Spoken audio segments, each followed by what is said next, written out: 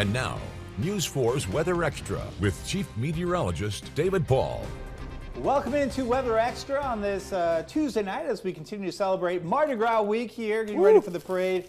Meteorologist Ryan Duggar along my side. We've got the bees, we've got the footballs, we've got the buzzer here as well. Hopefully we don't have to use it as we go through tonight. You know what? It's been a dry winter, meteorological winter, which is December, January, and February. That's, you know, not great, but this weekend ahead is going to be really nice. So it's kind of a good way to wrap up winter and head into springtime with beautiful weather in place. Yeah, I'm really excited for that. After more of that cold that we saw, and I mean, even though we haven't seen much rain, it's been very eventful, a lot to track. Really and so ending that on a very nice weekend is kind of a nice vacation for us. For sure, yeah. The winter has been back and forth. Cold at times, warm at times, wet at times, but more dry than anything else.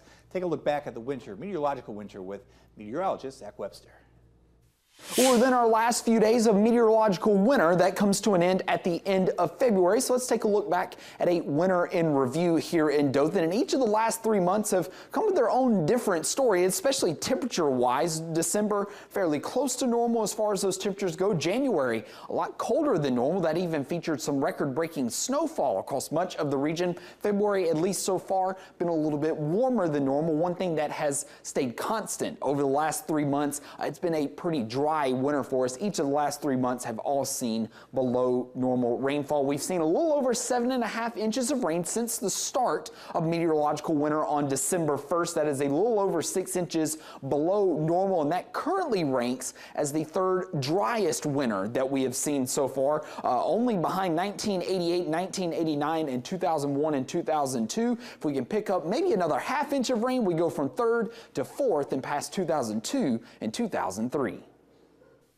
You know, that's a really important stat. The third driest winter since 1965 in Dothan. That is something else. Yeah, that really is. And we've been looking out for the amount of rain that we've seen. And, you know, we've been saying this a lot on Weather Extra. That can be tied back to when we were still in the summer. We didn't get much thunderstorms. Right. And even with some of the hurricanes, we got some good rain, but we were still lacking a lot. Yeah, if you take away Hurricane Helene, you go back over the last 8 months, it's been really, really dry in the Wiregrass. There's some hope for some rainfall next week. Again, not for the weekend, which is good because we want to celebrate Mardi Gras in Dothan. But we're watching a system way out there in the Pacific. There's that swirl coming towards the west coast as we get into the weekend. Sunday morning, moving into the northern part there of California. It moves to the east. We're sticking with the European model, kind of favoring the outlook from this model, showing that front coming on through here sometime Wednesday morning. And hey, March 5th, the morning hours, a cold front, the energy in the atmosphere, showers and storms. Look to be a pretty good bet, Ryan. Yeah, especially with the warmth that we will see. You know, the energy will be in place, and we're always watching out for the troughiness. But I think the thing that we're always pointing out is morning hours. That's what it is. Always. The morning hours. It is unbelievable how often it happens. We will be watching, of course, for that tornado threat. You get these sideways spinning, you know, the helicity in the atmosphere that gets tilted in the upright, and that can produce a tornado. So that's yeah, right.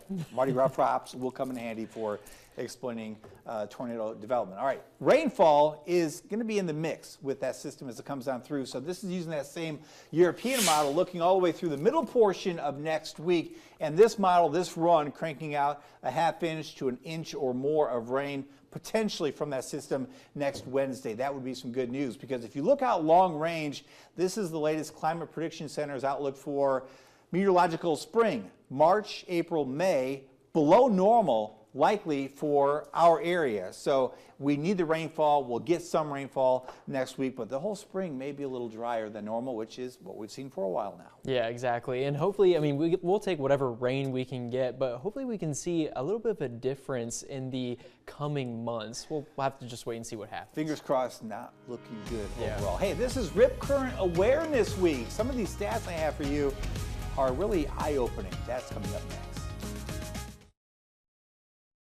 And now, News 4's Weather Extra.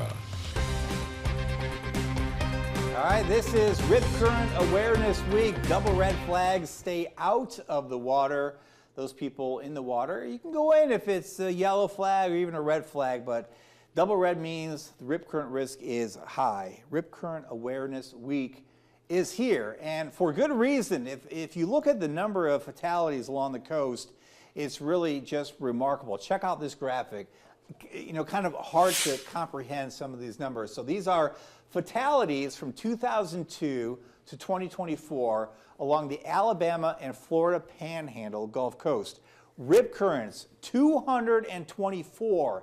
That is more than tornadoes, lightning, tropical storms and hurricanes, and flooding combined. It's just incredible the number of people that die along the coast from rip currents. And here's a look at the eastern part of the country. All those red dots and blue dots and yellow dots are fatalities.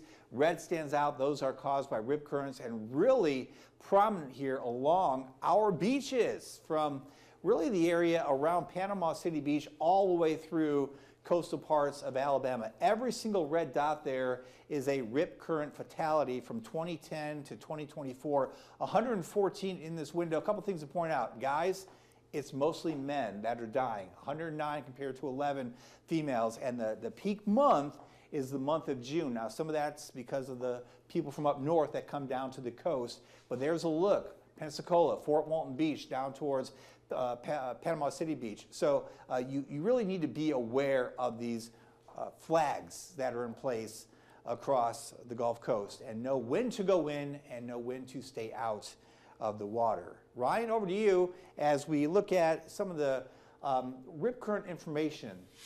Yeah, of course, David, and there's actually some things that you can do along the beach to detect some rip currents as well, and we're going to be taking a look at that. So if you're looking out at the water, if you see waves coming in, but kind of a break where you're not seeing more of those waves coming in, that could indicate a rip current, and so you want to stay out of that area because those waters can pull you out pretty quickly before you can really gather what is going on. I was actually caught in a rip current when I was around 10 years old, and it happens pretty fast. So there are things that you can do, especially if you do run into a rip current. Best thing is don't fight it. You can lose your energy very quickly if you try to fight it.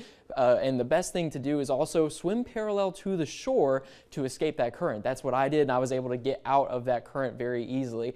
And if the best thing is, if you can't escape the rip current, tread that water. Again, don't fight the current because you want to conserve your energy, and wave for assistance so people can help you out, especially for a lifeguard that is nearby. It's going to be the best thing to do as you're watching out for those rip currents. Yep, so yellow flags, you can go out there, be aware. Red flags, there are likely rip currents out there. A double red, you got to stay out of the water. You can actually be fined or arrested. Green flags are a thing. We just rarely ever see them anymore. They just kind of use yellow flags as the lower end of the scale. And then, of course, purple means dangerous marine life, and that's never fun either. So take it seriously. I know you might think you're strong and that water is nothing, but that water, when you get caught in it, as you know, it's powerful. Exactly, yeah, you don't want to mess with it. That's it for tonight. We'll see you tomorrow night right here on Weather Extra. Weather and Words Wednesday. Come back for that. We'll see you then.